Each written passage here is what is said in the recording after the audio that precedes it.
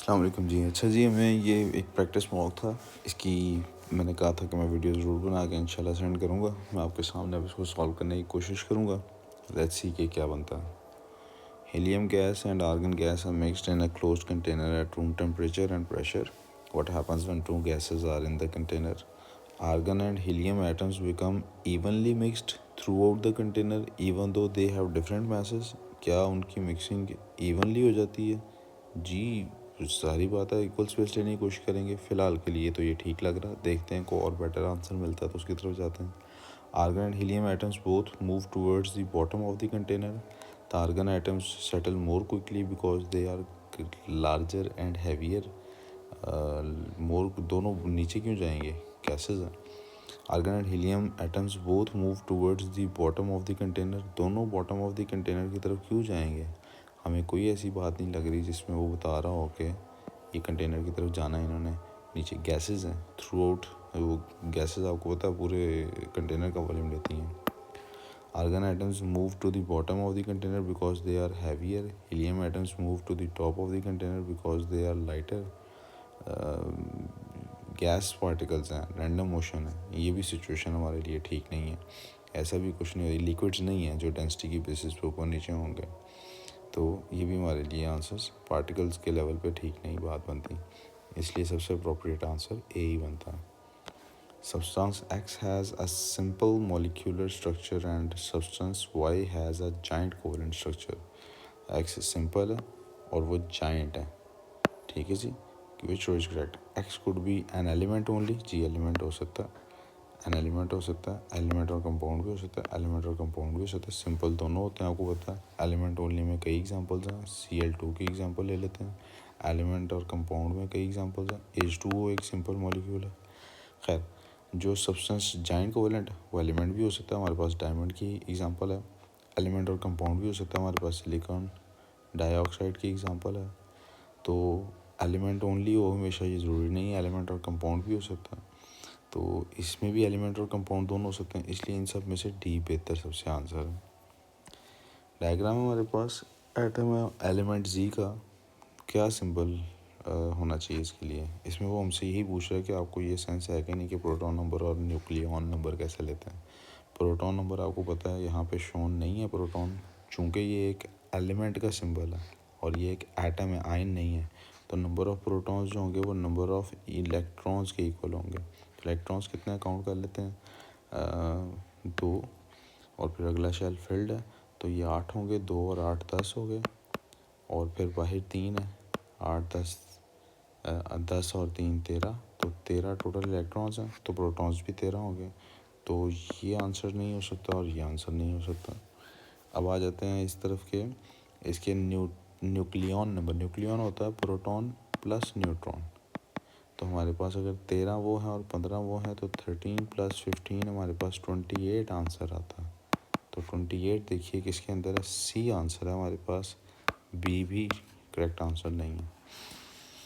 क्या ये ज़रूरी है कि प्रोटॉन नंबर नीचे लिखा हो. नहीं, ऊपर भी लिखा हो सकता था और मैस नीचे लिखा हो सकता था. प्रोटॉन नंबर छोटा आता है और मैस नंबर या न्यूक्लियॉन नंबर बड़ा होता है. यही बस इसकी निशानी है.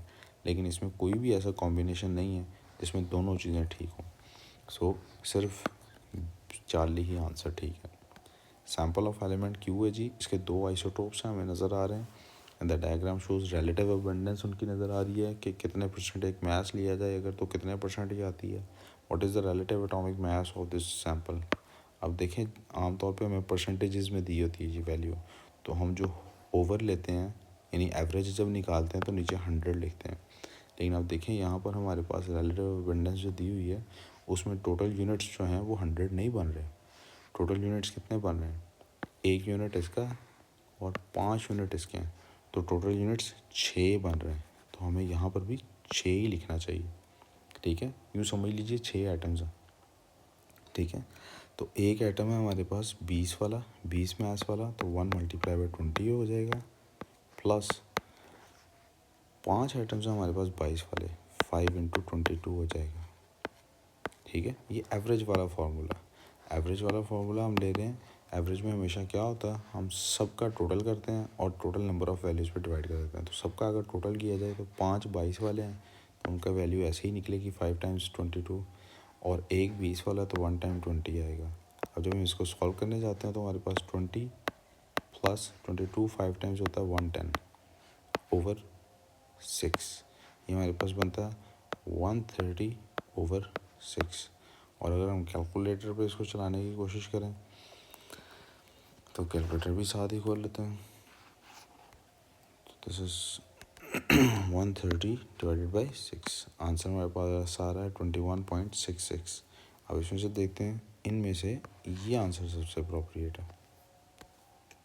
क्वेश्चन नंबर 5, विच, आपको जो भी क्वेश्चन में लगे कि समझ नहीं आई तो उसको स्टॉप करके अच्छी तरह से देख लीजिए उसको, और दोबारा बेशक बात को रिवाइज करके सुन लीजिए, रिवर्स कर लीजिए वीडियो को।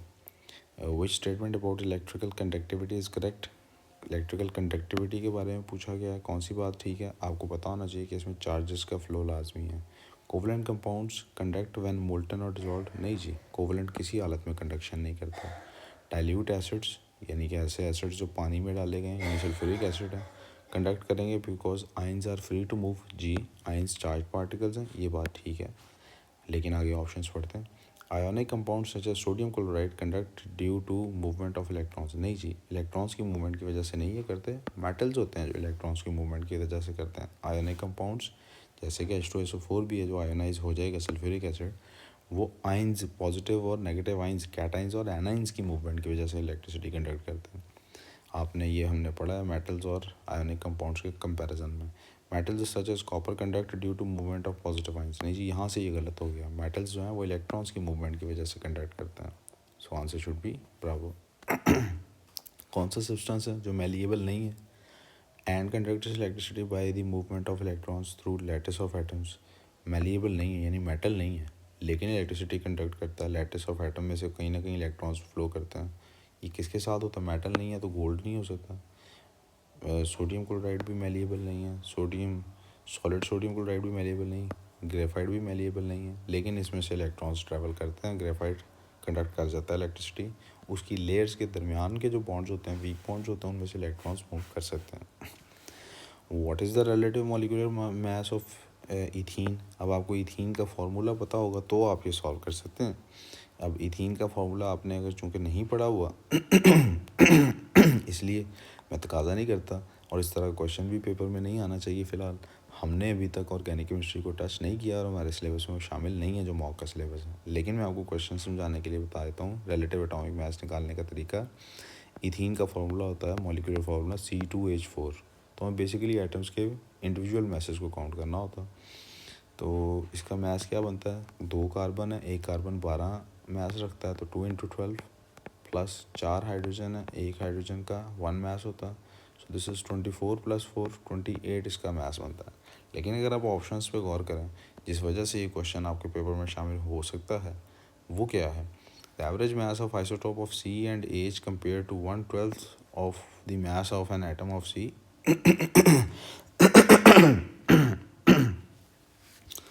और एवरेज मास ऑफ आइसोटॉप्स लेना है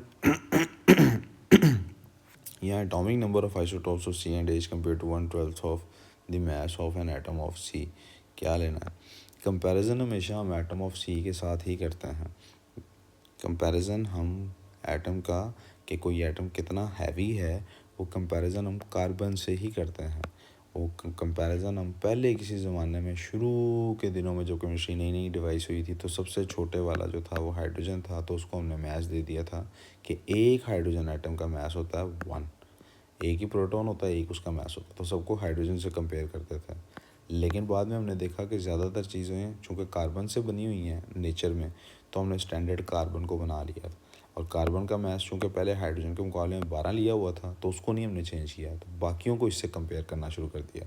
यानी जो कार्बन के मैस से हाफ होगा उसको 6 मैस दे दिया, जो कार्बन से डबल होगा उसको 24 दे दिया, जो कार्बन के मैस के 12 हिस्से किए जाएँ तो उनमें से 1 पार्ट होगा, जैसे कि हाइड्रोजन है, उसको 1/12 दे दिया। तो हर किसी को इसी से कंपेयर किया जाता है। हेंस ये बात 1/12 वाली आपको पता होनी चाहिए। एवरेज मास ऑफ आइसोटोप ही लिया जाता है इसमें। अगर आइसोटोप्स हों उनका एवरेज मास ही लिया जाता है, तो असल में तो ये आंसर A ठीक होना चाहिए। लेकिन चेक करते हैं, किसी ख़ास एटम का तब लिया जाता है जब हमें पता हो कि उस एटम का जो भी हमारे पास सामने एवरेज एटॉमिक नंबर्स तो होते हैं प्रोटॉन नंबर्स को तो नहीं हम मैथ्स के लिए ऐड करते, सो बी तो गलत बिल्कुल है। प्रोटॉन्स मैथ्स नंबर नहीं होते। Twice the A R of C plus 4 times the A R of H, ये बात दुरुस्त इस तरह से है कि हमने भी ये किया, 2 दफ़ा कार्बन लिया फार्मूला के बेसिस पे, ये ठीक है। Twice the A R of C plus, ये हमारा गलत ऑप्शन है। सो ए और सी की तरफ अब हम आ गए। अब average mass of isotopes of carbon and H compared to 1/12 of the mass of an atom, इस ऑप्शन के अंदर अब प्रॉब्लम क्या निकल रही है? इसके अंदर प्रॉब्लम ये निकल रही है कि वो कह रहा है कि इसके जो 2 कार्बन के एटम्स हैं वो पता नहीं कौन कौन से आइसोटॉप्स हैं, शायद एक C12 होगा और एक C14 होगा, तो इनकी एवरेज निकाली जाए क्या, और एच की भी इसी तरह एवरेज निकाली जाए क्या? तो हम कभी भी किसी मॉलिक्यूल में ये काम नहीं करते। हम उसका जो रिलेटिव मास हमें पीरियोडिक टेबल में ऑलरेडी मिल चुका हुआ है उसी मास को यूज़ करते हैं हम जब भी हमने रिलेटिव मॉलिक्यूलर मास निकालना होता है। और जब आप पीरियोडिक टेबल देखते हैं तो आपको पता है कि आपके पास कार्बन का 12 और हाइड्रोजन का 1 लिखा होता है IGCSE और O लेवल में, तो हम सिंपली यही काम करते हैं। मैं फिर से रिपीट कर दूं, चूँकि ऑर्गेनिक अभी हमारे सिलेबस में नहीं है तो क्वेश्चन नंबर 7 शामिल नहीं होना चाहिए और इस तरह का कोई भी क्वेश्चन मॉक में नहीं होगा।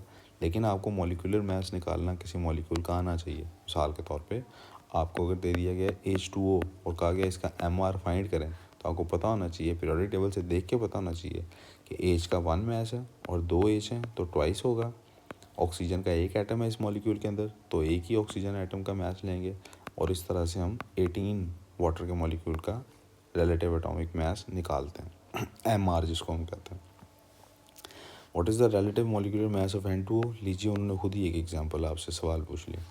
नाइट्रोजन का 14 आप देखेंगे पीरियोडिक टेबल में होता है, तो 2 हैं नाइट्रोजन तो 2 × 14 प्लस ऑक्सीजन का 16 होता है, सो ये हमारे पास बनता है 28 plus 16 which is equal to 44। C answer है। कौन सा फर्टिलाइज़र है जिसमें हाईएस्ट परसेंटेज है जी by mass of nitrogen? Nitrogen की हाईएस्ट परसेंटेज किस में है? हर मॉलिक्यूल का टोटल मास उन्होंने दिया हुआ है आपको। परसेंटेज निकालने का आपको मैथ्स से फॉर्मूला पता होना चाहिए। हमने निकालना है नाइट्रोजन की कितनी परसेंटेज है हर मॉलिक्यूल के अंदर, तो हम हर मॉलिक्यूल में देखेंगे कि एक मॉलिक्यूल में नाइट्रोजन के एटम्स कितने हैं, उनका MR परसेंटेज निकालने के लिए इस्तेमाल करेंगे। मिसाल के तौर पे हमारा जो पहला कंपाउंड है ये अमोनियम नाइट्रेट, इसमें नाइट्रोजन के 2 एटम्स हैं, तो इसका मतलब है इसमें नाइट्रोजन के 28, क्योंकि एक का मास 14 होता है तो 28 इसके अंदर मास मौजूद है MR एटॉमिक मास यूनिट के मुताबिक नाइट्रोजन का। टोटल मास कितना है 80 मल्टीप्लाई बाय 100, इससे इस वाले की परसेंटेज निकलेगी। दूसरे वाले की परसेंटेज निकालने के लिए मैं कलर चेंज करके एरो डाल के और यहाँ लिख रहा हूँ उसके लिए। इस एटम के अंदर, इस मॉलिक्यूल के अंदर आप देख सकते हैं कि नाइट्रोजन की 3 एटम्स हैं। 14 3 कितना होता है जी? 14 3 टाइम्स 42 होता है।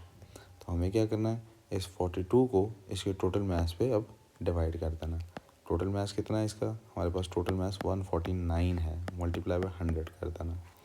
इसी तरह से आपके लिए मैं फिर से कलर चेंज करके अमोनियम सल्फेट का यहाँ लिख रहा हूँ।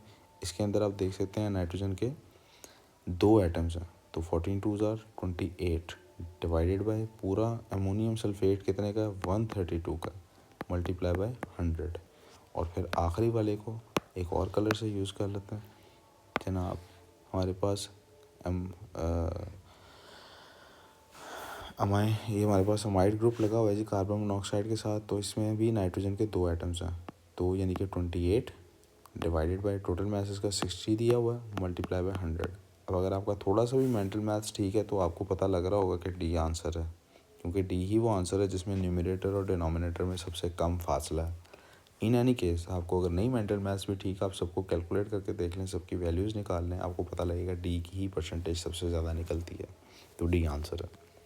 विच statement about a physical change is correct? Physical change is impossible to reverse? बिल्कुल नहीं, फिजिकल चेंज रिवर्सिबल होती है। हम सॉलिड को लिक्विड में कन्वर्ट करते हैं तो वापस भी तो कन्वर्ट कर सकते हैं, सो ये आंसर नहीं हो सकता।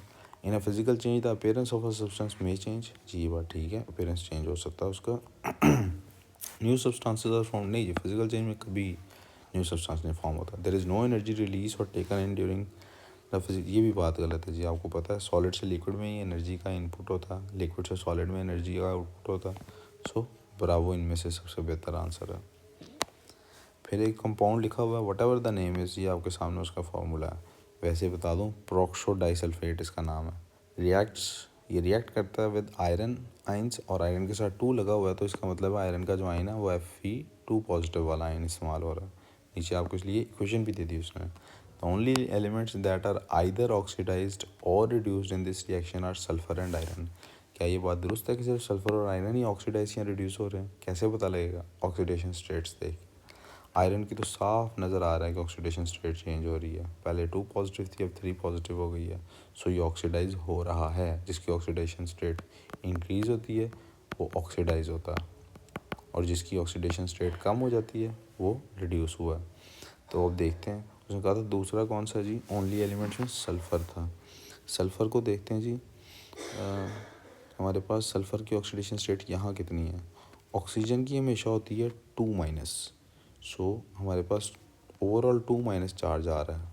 ठीक है जी, -2 लिख लेते हैं, इक्वल्स टू ऑक्सीजन का -2 ही वैल्यू होती है, लेकिन ऑक्सीजन के एटम्स कितने हैं? 8, प्लस सल्फ़र के 2 एटम्स हैं, तो वी डोंट नो उसके ऊपर ऑक्सीडेशन स्टेट क्या है। ये हमारी इक्वेशन बनती है।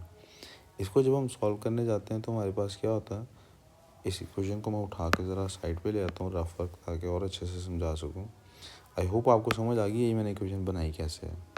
ऐसे बनाई, मैं दोबारा रिपीट करता हूँ। ऊपर -2 चार्ज है, 2- जब आ रहा है ऊपर, तो इसका मतलब है ये ओवरऑल न्यूट्रल नहीं है कंपाउंड। इसके ऊपर -2 इसकी वैल्यू आती है सारी ऑक्सीडेशन स्टेट्स को जमा करके। ऑक्सीजन की ऑक्सीडेशन स्टेट आपने हमेशा -2 ही लेनी है, और ऑक्सीजन के चूँकि एटम्स 8 हैं, तो आपके पास 8 मल्टीप्लाई बाई -2 बन रही है ऑक्सीजन की, और सल्फ़र की हमें पता नहीं है कितनी है। सो -2 इज़ इक्वल्स टू 2x -16। ये मैं मैथ्स सिंपली सॉल्व कर रहा हूँ। अब -16 को दूसरी तरफ ले जाते हैं तो वो +16 हो जाता है। तो +16 से -2 करते हैं तो वो बन जाता है बेटे 14 इज़ इक्वल्स टू 2x। और जब आप दोनों को डिवाइड करते हैं 2 पे, तो आपको पता लगता है कि x इज़ इक्वल्स टू 7 है। तो इसका मतलब है सल्फ़र की यहाँ पे स्टेट 7 है, एक सल्फ़र 7+ दे रहा है। अब देखते हैं क्या दूसरी तरफ भी 7+ है। ये वाला जो सल्फ़र है वो +7 वाली ऑक्सीडेशन स्टेट रखता है। ठीक है जी। अब जाते हैं दूसरी तरफ, क्या यहाँ पे भी +7 बन रही है? अब चेक कर लेते हैं। हमारे पास हमने एक मॉलिक्यूल को देखना है, 2 को नहीं देखना। इसमें भी ओवरऑल चार्ज क्या है? वो हमारे पास ओवरऑल चार्ज आ रहा है 2- का। तो जब 2- का इसमें भी चार्ज आ रहा है तो क्या हो रहा है, हम चेक करते हैं अभी। मैं ज़रा इसका साइज़ रिड्यूस कर लूँ थोड़ा सा, ताकि मेरे पास स्पेस और अवेलेबल हो जाए। पेपर में भी आप देखिएगा ज़रा, वर्किंग करते वक्त ज़्यादा वर्किंग हो तो ध्यान रखिएगा, पेंसिल से कीजिएगा इस तरह की रफ वर्किंग, ताकि आप मिटा सकें अगर स्पेस ज़्यादा चाहिए। यहाँ पहले से ही छोटा छोटा लिखिएगा साइड पे। सो इसमें भी 2- आ रहा है हमारे पास, -2 इज इक्वल्स टू ऑक्सीजन की इसमें भी -2 लेनी है, और यहाँ पे 4 एटम्स हैं, प्लस सल्फ़र का एक ही है तो उसको x ले लेते हैं। तो -2 इज इक्वल्स टू x -8। अब -8 जब उस तरफ जाता है तो प्लस हो जाता है, ठीक है, और 8 -2 6 होता है, तो x की वैल्यू यहाँ पे आ रही है 6। तो सल्फ़र यहाँ पे रिड्यूस हो रहा है, क्योंकि पहले उसकी स्टेट 7 थी, अब उसकी स्टेट +6 है। तो सल्फ़र जो हो रहा है वो क्या हो रहा है, रिड्यूस हो रहा है। अब आ जाते हैं जी इस तरफ कि ये दोनों तो हो रहे हैं ऑक्सीडाइज और रिड्यूस, क्या इनके अलावा कोई आयन हो रहा है? नहीं जी, इसके अलावा बचा ही ऑक्सीजन है, और ऑक्सीजन को हम ले ही 2- रहे हैं, तो ये बात इनकी दुरुस्त है, इस बात में कोई प्रॉब्लम नहीं। अब सवाल उनका क्या था, विच रो इज़ करेक्ट। ये स्टेटमेंट उन्होंने दी हुई थी, हमें चेक करने की ज़रूरत भी नहीं थी, लेकिन हमने चेक कर लिया आपको समझाने के लिए कि कैसे ये कैलकुलेट करते हैं। The element that is reduced, अब रिड्यूस कौन सा हुआ है, हमने अभी फाइंड किया सल्फ़र रिड्यूस हुआ। जो रिड्यूस होता है उसको ऑक्सीडाइजिंग एजेंट कहते हैं, जो खुद रिड्यूस होता है उसको ऑक्सीडाइजिंग एजेंट कहते हैं। क्यों? क्योंकि उसकी वजह से दूसरे की ऑक्सीडाइज हुआ है, दूसरे की ऑक्सीडेशन स्टेट में इंक्रीज है। So C is the answer. Sir question 21 में देखें, which solid reacts with dilute hydrochloric acid to produce a gas. Dilute hydrochloric acid के साथ यानी HCl एक्वस के साथ कोई रिएक्ट करता है और गैस प्रोड्यूस होती है। आपको पता है कि हमने एसिड और बेसिस वाले जितने भी गैसेस पढ़े हैं, 2 ही गैसेस सिर्फ हमारे पास हैं जिनमें प्रोड्यूस होती हैं। एक जब वो मेटल के साथ रिएक्ट करता है कोई एसिड तो हाइड्रोजन गैस प्रोड्यूस होती है, और एक जब वो कार्बोनेट के साथ रिएक्ट करता है तो कार्बन डाइऑक्साइड प्रोड्यूस होती है। तो यहाँ पे हमारे पास मेटल भी दिया है, कार्बोनेट भी दिया हुआ है। मेटल कॉपर दिया हुआ है और कार्बोनेट सोडियम कार्बोनेट दिया हुआ है। तो अपेरेंटली आंसर कॉपर होना चाहिए, लेकिन प्रॉब्लम यह है कि कॉपर तो है वो रिएक्टिविटी सीरीज में हाइड्रोजन से नीचे है, उसको रिप्लेस नहीं करता, इसलिए ये आंसर नहीं हो सकता। फिर सोडियम कार्बोनेट होगा और गैस प्रोड्यूस होगी CO2। मैग्नीशियम ऑक्साइड से कोई गैस नहीं प्रोड्यूस होती, वाटर प्रोड्यूस होता है। कार्बन के साथ तो इसका रिएक्शन होना भी नहीं। ठीक है। इसी तरह क्वेश्चन नंबर 23 है। इसके अंदर देखिए, मैं इसको दोबारा सॉल्व कर देता हूँ। तो हमारे पास उसने कहा है कि एक ऑक्साइड है Q जो रिएक्ट करता है सेपरेट सैंपल्स के साथ, HCl के साथ भी रिएक्ट करता है, यानी हाइड्रोक्लोरिक एसिड के साथ भी रिएक्ट करना है, और एक्वस पोटेशियम हाइड्रोक्साइड यानी कि KOH के साथ भी रिएक्ट करता है। अब जो HCl है ये एक एसिड है जैसा कि लिखा भी हुआ है, और जो KOH है ये एक अल्कली है यानी कि बेस है। अब कोई ऐसी ऑक्साइड जो दोनों के साथ रिएक्ट करे वो एम्फोटेरिक ऑक्साइड होती है। आपको याद होगा लिजरफर प्लेस स्नूकर के साथ मैंने कहा था। वरना एसिडिक एसिड जो होता है वो बेसिक ऑक्साइड के साथ सिर्फ रिएक्ट करता है, और बेस जो होती है वो सिर्फ एसिडिक के साथ रिएक्ट करती है, न्यूट्रल किसी के साथ भी नहीं करती, एम्फोटेरिक दोनों के साथ कर जाती है। जी क्वेश्चन नंबर 24 है जी। The table shows 4 methods use to prepare pure salts बनाने हैं हमने। Which row shows a method of making a pure sample of each named salt. यानी वो कह रहा है कि ये एक मेथड लिखा हुआ है, आपने देखना है इस मेथड पे कौन सा सॉल्ट सही बनता है। मिसाल के तौर पे एसिड प्लस कार्बोनेट है, तो इनमें से कौन सा सॉल्ट है जो इस मेथड से बनाया जाएगा, ये है, ये है, ये है या ये है। फिर अगर मिसाल के तौर पे लेट्स टेक एन एग्जांपल कि ये इस मेथड से बनता है, फिर इस मेथड से चेक करें कौन सा बनता है, फिर इस मेथड से चेक करें कौन सा बनता है, फिर इस मेथड से चेक करें कौन सा बनता है। फिर मज़े की बात देखें कि हमने टाइट्रेशन को अभी टच ही नहीं किया हुआ। टाइट्रेशन अभी हमारे मॉक के सिलेबस में जो भी मॉक हो रहा है उसमें नहीं शामिल, तो ये तो क्वेश्चन नहीं होना चाहिए। लेकिन फ़िलहाल समझाने के लिए मैं इस क्वेश्चन को डील कर देता हूँ। सिर्फ इतना बता देता हूँ कि ऐसे कर लेते हैं कि हमने ये देख लिया कि कुछ सॉल्ट्स जो होते हैं वो सॉल्युबल होते हैं, ये हम पढ़ चुके हैं, और कुछ सॉल्ट्स जो होते हैं वो इनसॉल्युबल होते हैं। हम इनसॉल्युबल सॉल्ट्स के लिए हमने पढ़ा है प्रेसिपिटेशन मेथड। ठीक है। तो जो सॉल्युबल सॉल्ट्स होते हैं उनके लिए हम ये मेथड यूज़ करते हैं, ये जो जिसको हम कह रहे हैं टाइट्रेशन। ठीक है। ये इतनी सी बात फ़िलहाल के लिए समझ लीजिए, इससे ज़्यादा इसको डिस्कस करने की फ़िलहाल ज़रूरत हमें नहीं है। सिर्फ इस क्वेश्चन के लिए कर रहा हूँ इसको भी डिस्कस। अच्छा जी, एसिड प्लस कार्बोनेट्स का आपको याद होगा, कार्बोनेट्स आमतौर पे क्या होते हैं, इनसॉल्युबल होते हैं। अगर आपको नहीं याद तो मैं जल्दी से एक नज़र आपको दिखा देता हूँ।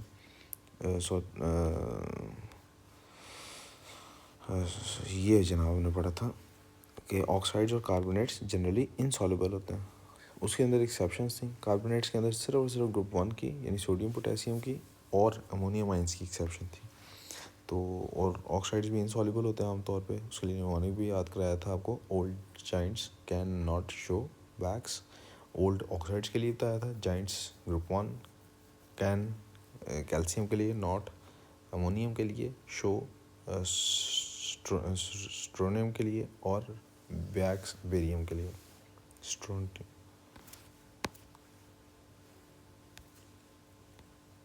जी क्वेश्चन पे वापस आते हैं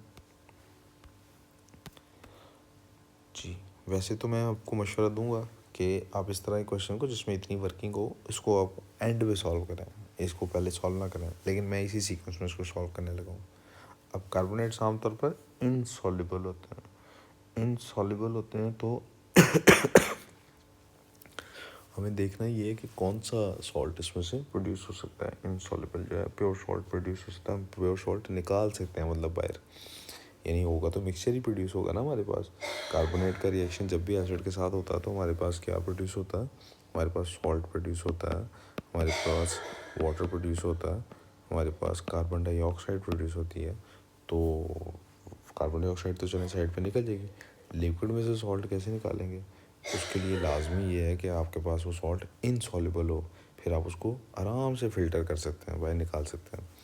तो इन एसिड सॉल्ट्स को जब हम देखते हैं तो इनमें से कॉपर सल्फेट जो है, आपको याद होगा अभी मैंने बताया कार्बोनेट्स इनसॉल्युबल होते हैं सिवाय ग्रुप 1 और अमोनियम के, ये ना ग्रुप 1 में आता है ना अमोनियम में, इनसॉल्युबल है। तो यस ये इससे क्रिएट हो सकता है। अभी हम ए ऑप्शन को चेक करें तो ए वाली एग्जांपल दी सिर्फ चेक करेंगे। मैग्नीशियम सल्फेट सॉल्युबल है वैसे मैग्नीशियम सल्फेट, एसिड चूँकि सल्फेट लिखा हुआ है तो H2SO4 ही इस्तेमाल होगा इस एग्जांपल के अंदर। और मेटल मैग्नीशियम का इस्तेमाल करें, यस मैग्नीशियम जो है वो हाइड्रोजन से ज़्यादा रिएक्टिव है। अगर आपको याद हो रिएक्टिविटी सीरीज़ जो हमने पढ़ी थी, please send lions cats and monkeys, lines cats and monkeys, sorry, please send lions, cats, monkeys and colorful zebras. Please send lions, cats, monkeys for magnesium। और ये हाइड्रोजन से बहुत ऊपर आ रहा है तो यस ये मैग्नीशियम सल्फेट बना सकता है। एसिड प्लस मेटल में हमेशा यही चेक करना होता है कि मेटल हाइड्रोजन को डिस्प्लेस कर सकता है कि नहीं, रिएक्टिविटी सीरीज में वो मेटल हाइड्रोजन से ऊपर आता है या नहीं। Please send lions, cats, monkeys and colorful zebras into lovely hot hydrogen है, इससे ऊपर के सारे मेटल्स हो सकते हैं। सो ये भी ठीक है। प्रेसिपिटेशन सिल्वर क्लोराइड तो अब तक आपको याद हो गया होगा कि ये इनसॉल्युबल है, और मैंने आपको बताया कि हम प्रेसिपिटेशन रिएक्शन से इनसॉल्युबल सॉल्ट बना सकते हैं और उसको निकाल भी सकते हैं आराम से। एसिड प्लस मेटल में हाइड्रोजन तो ऑटोमेटिकली खुद ही बाहर निकल जाएगी, तो पीछे रह ही सॉल्ट जाएगा, तो प्योर सॉल्ट इसमें भी निकल सकता है। तो तीनों अभी तक की ऑप्शन हमारी ठीक है। सोडियम क्लोराइड सॉल्युबल है, मैं आपको बता चुका हूँ। टाइट्रेशन का मेथड इसके लिए यूज़ किया जाता है, तो ये भी ठीक है। सो चारों ठीक है, ए ऑप्शन आंसर होना चाहिए। Let's check B, C and D as well. Sodium sulphate है जनाब, सोडियम सल्फेट सॉल्युबल है, इसलिए प्योर सॉल्ट इसमें से निकालना आसान नहीं। सो यहीं से ये गलत हो जाता है। कॉपर सल्फेट भी गलत है, क्यों? क्योंकि कॉपर हाइड्रोजन को डिस्प्लेस नहीं कर सकता। In two lovely hot countries copper बाद में आता है हाइड्रोजन के। सोडियम क्लोराइड सॉल्युबल है, प्रेसिपिटेशन से नहीं निकल सकता। सिल्वर क्लोराइड इनसॉल्युबल है, टाइट्रेशन से नहीं निकल सकता। तो बी तो गलत है। वैसे ही पहली बात पे ही क्रॉस कर देना चाहिए था, ऐसे ही चारों चेक कर दिए ताकि आपके लिए आसानी हो जाए। पोटेशियम क्लोराइड में भी यही मसला है, सॉल्युबल है। पोटेशियम क्लोराइड कार्बोनेट से बनाना कैसे है आपने, और कौन सा, क्या HCl के साथ कार्बोनेट डालेंगे? तो HCl के साथ कौन सा कार्बोनेट डालेंगे? पोटेशियम कार्बोनेट डालेंगे। पोटेशियम कार्बोनेट ग्रुप 1 में आता है, ग्रुप 1 वाले कार्बोनेट्स सॉल्युबल होते हैं, इसलिए पोटेशियम क्लोराइड वाली बात गलत है। यहीं से ऑप्शन गलत हो जानी चाहिए। सोडियम क्लोराइड HCl के साथ आप बना सकते हैं सोडियम डाल के, ये वाली बात यहाँ पे ठीक है, हाइड्रोजन बाहर निकल जाएगी, लेकिन ये सी ऑप्शन गलत हो जाएगी। इसी की वजह से फिर भी बाकी चेक कर लेता हूँ। कॉपर सल्फेट इनसॉल्युबल है, यस प्रेसिपिटेशन से बन सकता है।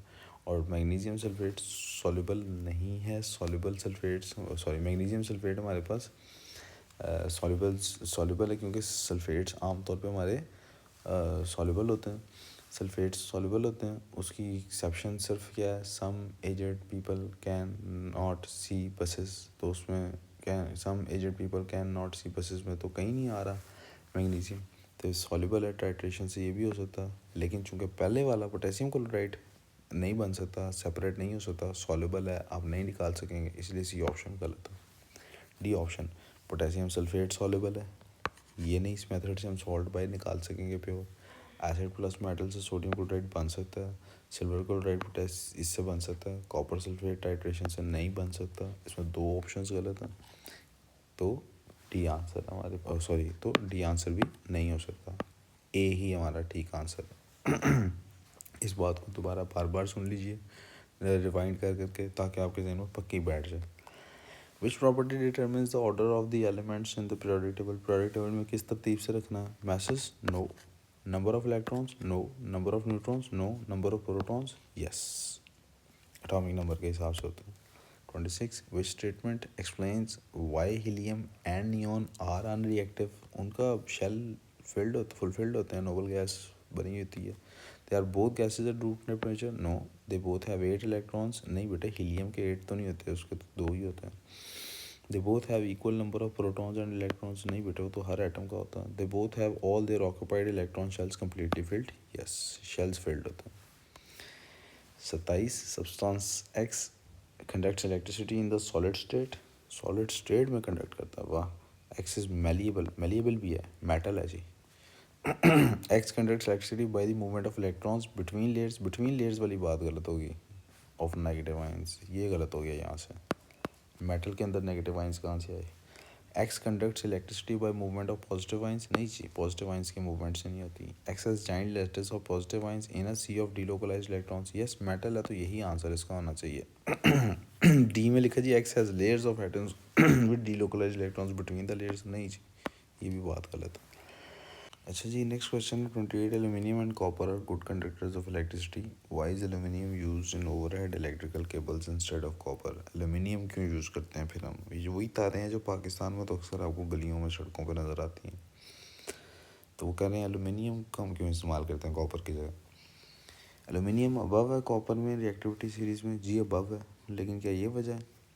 ये तो वजह नहीं हो सकती, ये तो उल्टा एल्यूमिनियम के लिए एक नेगेटिव बात है, क्योंकि ज़्यादा रिएक्टिव है तो हवा में पानी के साथ किसी भी चीज़ से रिएक्ट कर सकती है। Aluminium is less dense than copper, जी ये लेस डेंस होती है, बात दुरुस्त है, और ये वजह भी हो सकती है, इसकी वजह से ये सस्ती पड़ती है। तारें आपको पता है वर्टिकली लगी होती हैं, हैवियर वायर ज़्यादा झुक जाती है, ज़्यादा झुकती है तो आपस में शॉर्ट सर्किट होने का खदशा होता है, तो ये भी एक वजह होती है।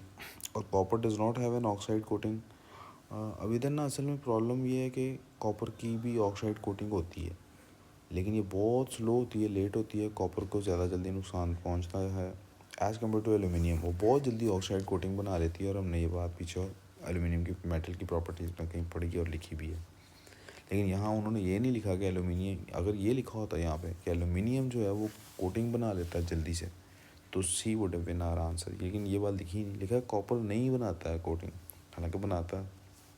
सो यस, एक वजह ये भी है कि एलुमिनियम जल्दी एक लेयर बना लेता है, इस वजह से वो बड़ी सेफ गार्डेड रहती है उसकी तार। लेकिन सी में ये एक्सप्लिसिटली मेंशन्ड नहीं है, इसलिए सी आंसर अप्रोप्रिएट आंसर नहीं है। ए भी नहीं है, कॉपर रिएक्ट्स विद वाटर, नहीं जनाब, कॉपर पानी से कैसे रिएक्ट कर सकता है, ये आते ही रिएक्टिविटी सीरीज़ में हाइड्रोजन के बाद है, तो ब्रावो आंसर बनता है। Oxide of G is reduced by heating with carbon, what is G? कौन सी ऑक्साइड है जो रिड्यूस हो जाती है कार्बन से रिएक्ट कर के साथ हीट करते हुए? इसको लाजमन रिएक्टिविटी सीरीज़ में कार्बन से नीचे होने की ज़रूरत है। सो हमें नज़र आ रहा है कि इनके अंदर अगर हम देखने की कोशिश करें, please send lions cats and please send lions cats monkeys and colourful carbon है, ज़ीब्रास, जिंक उसके बाद आता है, तो जी आंसर होगा, डी आंसर होगा। Iron can be extracted from the ore hematite, what is the maximum mass of iron that is produced from 500 kilogram of hematite. अब आपको हेमाटाइट का फार्मूला इसके लिए आता होना चाहिए, अगर आपको हेमाटाइट का फार्मूला नहीं आता तो आप ये सॉल्व नहीं कर सकते। हाँ, लेकिन अगर आपको हेमाटाइट का फार्मूला आता तो ये बहुत आसान सवाल है। कैसे आसान है? वैसे ही, क्योंकि इसी से मिलता जुलता फार्मूला, इसी से मिलता जुलता क्वेश्चन हमने थोड़ी देर पहले सॉल्व किया हुआ।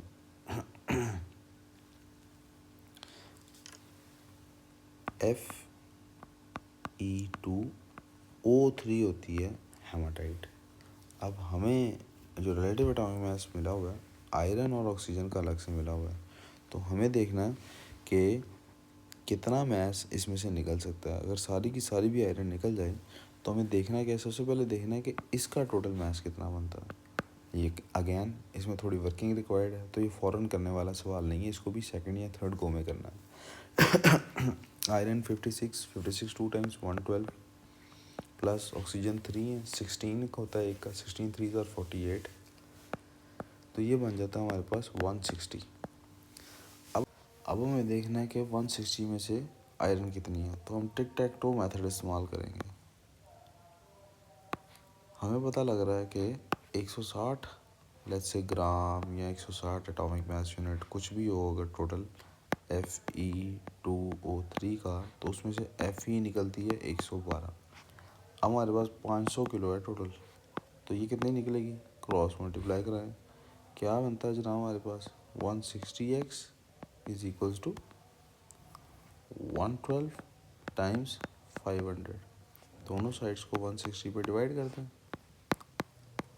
ये 160 से कट जाएगा और हमारे पास ये 0 से कट जाता है, 2 8 * 16, यहाँ 25 आ गया, और 8 * 1 = 8, 8 * 1 = 8, 8 * 4 = 32, तो 14 आ गया। ये जनाब हमारे पास बन गया 250 + 100 350 आंसर आता है बेटा, सी आंसर आता है। यहाँ पे हमारे MCQ सॉल्व हो गए और थ्योरी वाले पार्ट के पास आ गया जी। फिगर है जी, इसमें इलेक्ट्रॉनिक कन्फिग्रेशन हैं 5 एटम्स की, आंसर करना है। An atom of noble gas वही होगा जिसकी सारे शेल्स फिल्ड हैं, मुझे इसमें से बी नज़र आ रहा है। An atom of an element that is used in food containers because it is resistance to corrosion. Aluminium एक तो मेरे जहन में आ रहा है, फूड में इस्तेमाल होता है, तो इनमें से कोई है जो एलुमिनियम का हो। एलुमिनियम का एटॉमिक नंबर होता है 13, तो 283 किसी का बन रहा है जी, ये ई है हमारे पास। An atom of an element in group 5, outermost में 5 इलेक्ट्रॉन होंगे, किस में नज़र आ रहे हैं, डी में नज़र आ रहे हैं जनाब। An atom of an element in period 3, 3 shell होने चाहिए, किस में नज़र आ रहे हैं जनाब, ई में नज़र आ रहे हैं। An atom that forms stable ion, negative charge 2 के साथ, यानी 2- वाला नेगेटिव आयन, तो 6 होने चाहिए आउटर मोस्ट में, वही 2 गेन करेगा, ये मुझे सी में नज़र आ रहे हैं। ये लीजिए जी, तो बड़ा ही आसान सवाल आ गया। Number of protons 23, number of neutrons 51 - 23, और ये कितना होते हैं जी, 50 में से 20 और 13 28 बचता है जनाब। इसके बाद जी इक्वेशन है जी, एक रिएक्शन की, इथीन का कोई रिएक्शन है। Explain how this equation shows that this reaction is an addition reaction. कैसे पता लगता है जी, 2 एलिमेंट्स, 2 कंपाउंड्स, यहाँ 2 reactants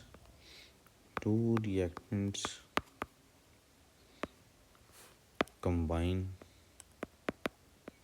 to form one singular compound। ये जी वजह आपके पास एडिशन का चेक करने का मतलब ये है कि आपके पास एक कंपाउंड बन रहा है सबको ऐड करके। A student adds large pieces of zinc to dilute hydrochloric acid में उसने डाले हैं जिंक के जिन excess. Complete the equation by stating symbols. Zinc chloride बननी है जी। क्लोराइड जनाब हमारे पास सारी की सारी सॉल्युबल होती हैं। H2 तो सीधा सीधा नज़र आ रहा है, गैस होगी। क्लोराइड से सॉल्युबल होती हैं हमारे पास, सिवाय सिल्वर लेड वगैरह के। क्या थी वो जनाब, aged people have coloured, aged people have coloured, chlorine से क्लोराइड आयन से coloured, aged people have cough, तो कौन coloured aged people have cough, तो क्लोराइड से हैं एज सिल्वर की, एजड सिल्वर, पीपल से लेड, हैव कफ, कफ से क्या मुराद है जनाब, Cu कॉपर, ठीक है जी, कॉपर क्लोराइड। ये वाली जो जिंक है ये तो एक्वस होगी जनाब, ये हमें इसमें सिंपली बताना था, ठीक है। फिर भी अगर आप, मैं बार बार रिपीट कर रहा हूँ, ये वाले जितने भी क्वेश्चंस हैं इनके लिए आपको अपनी ये टेबल याद करना है बार बार।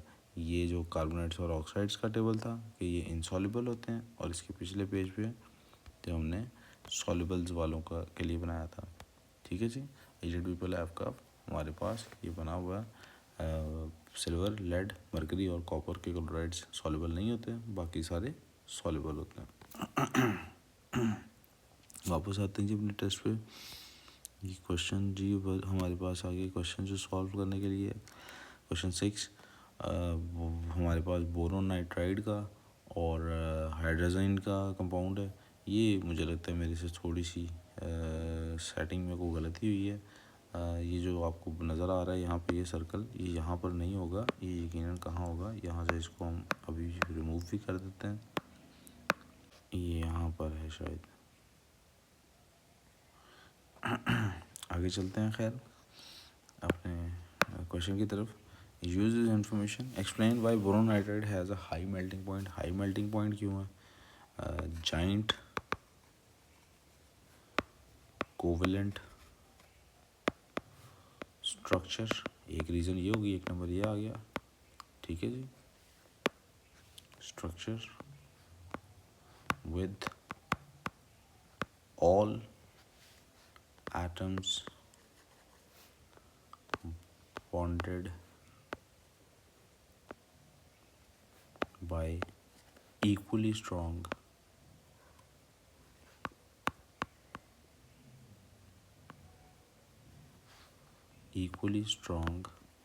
covalent bonds।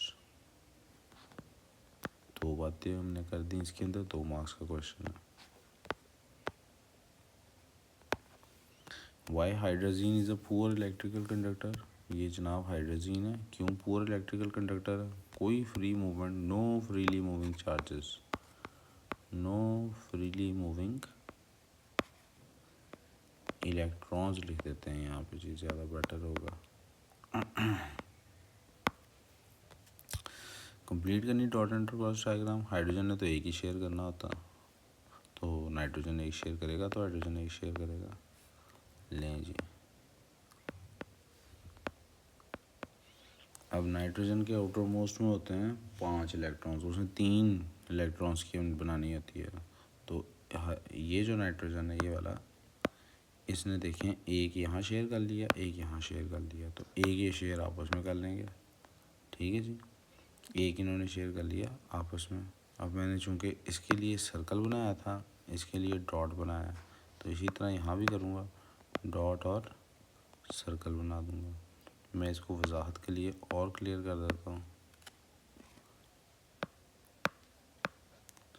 डॉट और क्रॉस, डॉट और क्रॉस, सर्कल और क्रॉस, सर्कल और क्रॉस। अब हमारे पास नाइट्रोजन में आउटर मोस्ट में होते हैं 5 इलेक्ट्रॉन्स। तो इस नाइट्रोजन ने अपने कितने शेयर कर दिए? एक इधर शेयर कर दिया, एक इधर शेयर कर दिया, जिसका सर्कल से रिप्रेजेंट करना है किधर? 3, 2 रह गए इसके पास, तो 2 इसके इलेक्ट्रॉन्स आपने कहीं भी शो कर देना। ये मैंने यहाँ शो कर दिया। इसी तरह से इस नाइट्रोजन के भी 2 रहते होंगे, तो इसके 2 इलेक्ट्रॉन्स यहाँ शो कर देते हैं। ठीक है जी, तो नाइट्रोजन के भी सारे आउटर मोस्ट इलेक्ट्रॉन पूरे हो गए, हाइड्रोजन के भी पूरे हो गए। दोनों नाइट्रोजन के पूरे हो गए। आयनिक इक्वेशन है हमारे सामने एक जी, oxidation number of hydrogen in NH3 is +1, reduce the oxidation number of nitrogen in NH3। अगर हाइड्रोजन का +1 है और 3 हाइड्रोजन है तो +3 हो गई टोटल इनकी। तो नाइट्रोजन को बैलेंस करने के लिए क्या होनी चाहिए उसकी value? -3। Why this is not a redox reaction. Oxidation number of nitrogen के हिसाब से देखना, उसकी यहाँ भी 3 माइनस है, यहाँ भी 3 माइनस है, तो क्या आंसर होना है? बिकॉज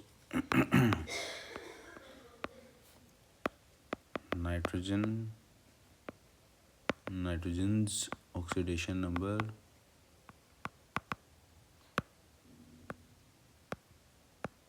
डज नॉट चेंज या is same on reactant and product side. दोनों बातें लिख सकते हैं। अच्छा जी, एथेनॉइक एसिड है जी, रिएक्ट करता है सोडियम कार्बोनेट के साथ। 3 प्रोडक्ट्स हैं इस रिएक्शन के, वो बताएं। पहला तो सोडियम इथेनोएट हो गया, सॉल्ट जो बनना है।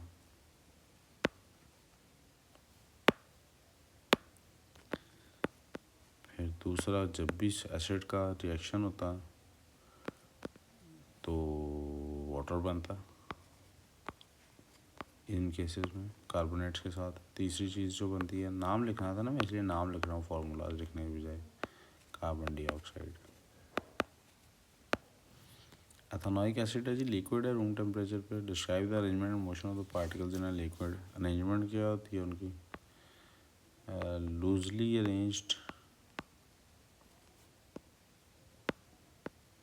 बल्कि इसको इस तरह लिखना चाहिए, regularly arranged but loosely packed.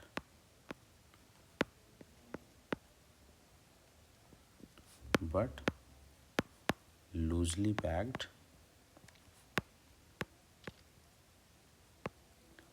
in the form of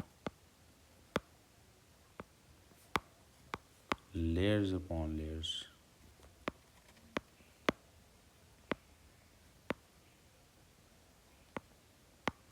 motion क्या होती है जी? they flow या layers flow over each other, और यहाँ पे हमारा ये एक सैम्पल टॉपिक हमने सॉल्व कर लिया। मैं इसकी वीडियो अभी के अभी कोशिश करता हूँ कि अभी अपलोड कर दूँ और आप इसको देख लीजिए ताकि आप कल अपने टेस्ट में बेहतरीन परफॉर्म कर सकें। कोशिश करें सारे नोट्स को एक दफ़ा रिवाइज़ करें, वो भी अपलोड कर रहा हूँ। वर्कशीट्स को सबको देखें जितनी भी आपने किए हैं, सॉल्व किए हैं, और मुझसे जितनी प्रॉब्लम्स हो सकती हैं ड्यूरिंग द नाइट भी किसी बच्चे ने पूछी हैं तो मैंने उनको जवाब देने की कोशिश की है। अभी सुबह को टाइम हो रहा है फजर की नमाज़ का, इंशाल्लाह मैं भी फजर की नमाज़ पढ़ता हूँ अपलोड करने के बाद, और आप लोग भी होपफुली उसके लिए उठे होंगे। और बस काम करें जितना मैक्सिमम काम हो सकता है, ठीक है।